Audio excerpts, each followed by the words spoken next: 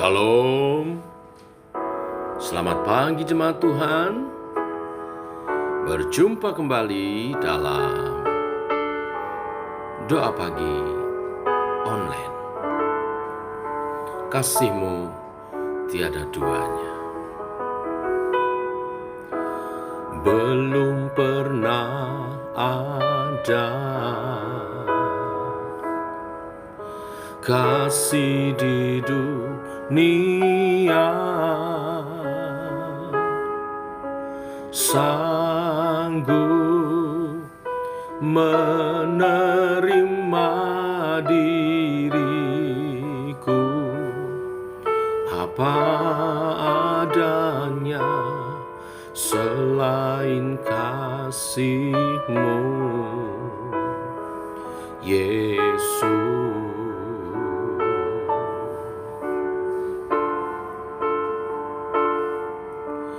Takkan ada lagi kasih seperti ini, sanggup mengubahkan hidupku menjadi baru. Selain kasih-Mu, Yesus,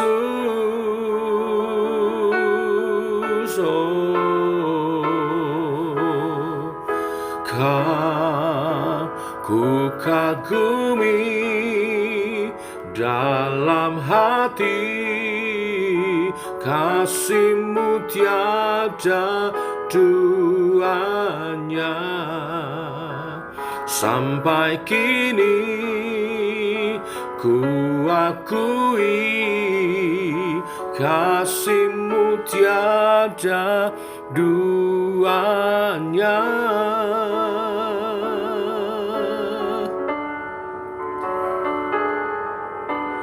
Takkan ada lagi kasih seperti ini, sanggup mengubahkan hidupku menjadi baru. Selain kasih-Mu, Yesus,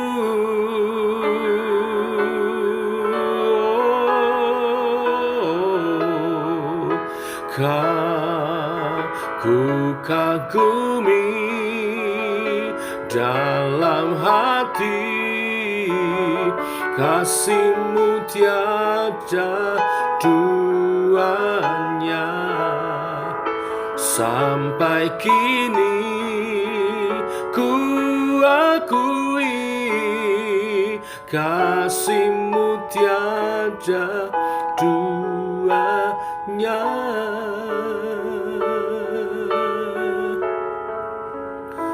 Tiada duanya,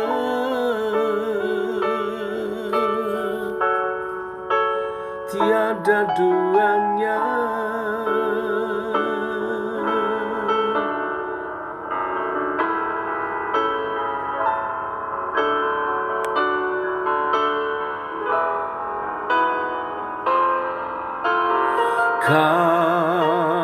Ku kagumi dalam hati, kasih-Mu tiada duanya.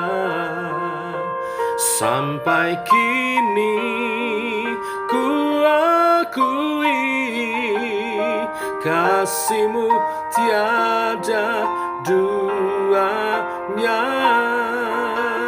Ku kagumi dalam hati, kasih-Mu tiada duanya.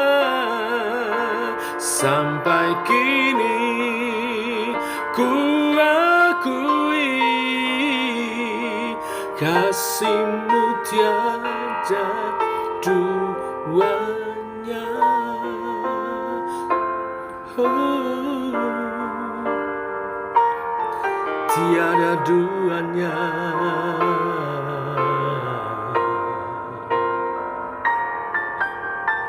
Yesus, Kau tiada duanya. Demikian ungkapan hati kami melalui pujian ini, Tuhan. Sungguh kasih-Mu tiada duanya. Sungguh pribadi-Mu tiada duanya. Teguhkan kami dalam iman, pengagungan kami kepada pribadi-Mu melalui kebenaran firman yang sebentar kami renungkan. Dalam nama Tuhan Yesus Kristus. Amin. Bapak Ibu jemaat Tuhan, kita lanjutkan renungan firman Tuhan pada pagi hari ini. Wahyu pasal 13 ayat 1 sampai dengan yang ke-10. Demikian firman Tuhan. Lalu aku melihat seekor binatang keluar dari laut, bertanduk 10 dan berkepala 7. Di atas tanduk-tanduknya terdapat 10 mahkota, dan pada kepalanya tertulis nama-nama hujat. Binatang yang kulihat itu serupa dengan macan tutul, dan kakinya seperti kaki beruang, dan mulutnya seperti mulut singa, dan naga itu memberikan kepadanya kekuatan dan tahtanya, dan kekuasaannya yang besar. Maka tampaklah kepadaku satu dari kepala-kepalanya seperti kena luka yang membahayakan hidupnya. Tetapi luka yang membahayakan hidupnya itu sembuh. Seluruh dunia heran, lalu mengikut binatang itu. Dan mereka menyembah naga itu karena ia memberikan kekuasaan kepada binatang itu. Dan mereka menyembah binatang itu sambil berkata, siapakah yang sama seperti binatang ini? Dan siapakah yang dapat berperang melawan dia? Dan kepada binatang itu diberikan mulut yang penuh kesombongan dan hujat. Kepadanya diberikan juga kuasa untuk melakukannya 42 bulan lamanya. Lalu ia membuka mulutnya untuk menghujat Allah, menghujat namanya dan kemah kediamannya, dan semua mereka yang diam di surga. Dan ia diperkenankan untuk berperang melawan orang-orang kudus dan untuk mengalahkan mereka, dan kepalanya diberikan kuasa atas setiap suku dan umat dan bahasa dan bangsa. Dan semua orang yang diam di atas bumi akan menyembahnya, yaitu setiap orang yang namanya tidak tertulis sejak dunia dijadikan di dalam kitab kehidupan dari Anak Domba yang telah disembelih. Barang siapa bertelinga, hendaklah ia mendengar. Barang siapa ditentukan untuk ditawan, ia akan ditawan. Barang siapa ditentukan untuk dibunuh dengan pedang, ia harus dibunuh dengan pedang. Yang penting di sini ialah ketabahan dan iman orang-orang kudus. Amin. Bapak Ibu, firman yang kita baca berbicara tentang munculnya antikristus yang digambarkan sebagai binatang yang keluar dari dalam laut, bertanduk 10 dan berkepala 7. Di atas tanduk-tanduknya terdapat 10 mahkota, dan pada kepalanya bertuliskan nama-nama hujat. Mengapa disebut antikristus? Karena binatang ini atau sosok pribadi ini adalah sosok Mesias palsu, Kristus yang palsu. Kita diingatkan di Matius pasal 24 ayat 5, lalu ayat 23-24, bahwa pada akhir zaman akan muncul sosok yang mengaku dirinya sebagai Mesias, atau yang menunjukkan dirinya sebagai Mesias, yang terlihat sangat meyakinkan dalam penampilannya. Dia bisa melakukan mujizat karena dia menerima kuasa dari si naga. Naga gambaran adalah iblis. Seolah-olah dia ini seperti Kristus yang menerima kuasa dari Bapa di surga. Dan di ayat 2 dijelaskan seolah-olah dia mengalami salib dalam tanda kutip karena dia luka lalu disembuhkan. Sehingga kalau kita tidak jeli, kita bisa terkecoh dengan Mesias palsu ini. Oleh karena antikristus ini, atau Kristus palsu, Mesias palsu ini, akan banyak orang menyembah kepada naga, yaitu setan. Sebenarnya kita dapat membedakan Bapak Ibu Saudara sekalian antara Kristus dan antikristus, antara Mesias dan Mesias palsu. Apakah bedanya? Mesias palsu yang pertama, kuasanya menurut pengakuannya dari firman yang kita baca tadi, didapat dari si naga iblis yang ternyata digunakan secara kekerasan dalam menaklukkan dunia ini dan memerangi pengikut Kristus yang sejati. Mulutnya penuh dengan hujat kepada Allah. Itu semua menunjukkan kepalsuannya. Yang kedua, kuasanya hanya mampu menarik pengikut dari orang-orang yang memang bukan umat pilihan Allah. Jadi kalau kita umat pilihan Allah, pengikut Kristus sejati, kita tidak bisa ditarik untuk menjadi pengikut antikristus. Mungkin yang terjadi seperti di ayat 8, ada orang yang terkecoh, tapi menurut penafsiran saya mereka akan kembali kepada Tuhan, tidak sampai murtad. Karena apa? Karena Tuhan tahu menjaga umatnya. Apa yang harus kita kerjakan menghadapi akhir zaman dan munculnya antikristus penyesat? Karena antikristus bisa berbicara tentang pribadi seorang yang memang dituju seperti kitab Wahyu ini katakan, tetapi juga bisa berbicara tentang pengajaran-pengajaran roh-roh yang menolak Kristus yang sejati. Bagaimana sikap kita? Yang pertama, kita harus lebih dalam mendalami kebenaran firman, membaca firman sebaik-baiknya dan menghidupinya, sehingga kita bisa mengerti kehendak Tuhan, kita bisa mengerti kebenaran-kebenaran daripada firman itu, dan secara otomatis kita dapat membedakan sebuah ajaran itu benar atau sesat. Saat kita mendengar kabar-kabar orang berkata, ini Mesias, di sana Mesias, firman Tuhan menjadi kriteria satu-satunya siapa Mesias sejati, dan kita mengerti. Kalau kita mengerti Mesias sejati, maka kita tidak akan dapat dipengaruhi.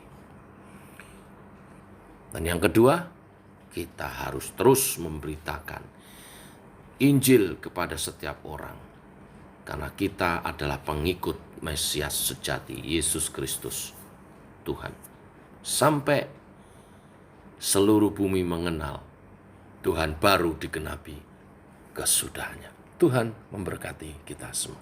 Mari kita berdoa.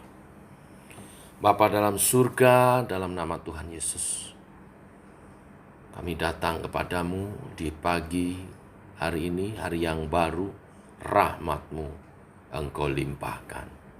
Dengan Engkau memberi nafas hidup dan kesehatan kepada kami.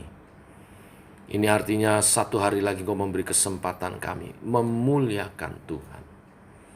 Hidup sebagai pengikut-pengikut-Mu, pengikut Kristus yang sejati. Hidup bagi Kristus, mempersembahkan kehidupan kami untuk kemuliaan nama-Mu. Dengan kami tekun dalam pengajaran-Mu, tekun dalam kebenaran firman-Mu, dan menjadi pelaku-pelaku firman. Dalam persekutuan yang kudus di JKI Sema ini kami bertumbuh bersama, maka kami tidak akan disesatkan oleh ajaran-ajaran sesat dan kehadiran antikris di dunia ini. Bahkan sebelum masa kesukaran itu datang, Engkau sudah mengangkat gerejanya. Engkau sudah mengangkat kami Tuhan. Karena kami hidup dalam kesetiaan iman percaya, menjaga kekudusan dan melayani Tuhan dengan kasih kepadamu Tuhan. Teguhkan setiap umatmu untuk hidup dalam pengharapan akan surga yang mulia. Segala apa yang kami kerjakan untuk mendukung kerajaan Allah dinyatakan di bumi.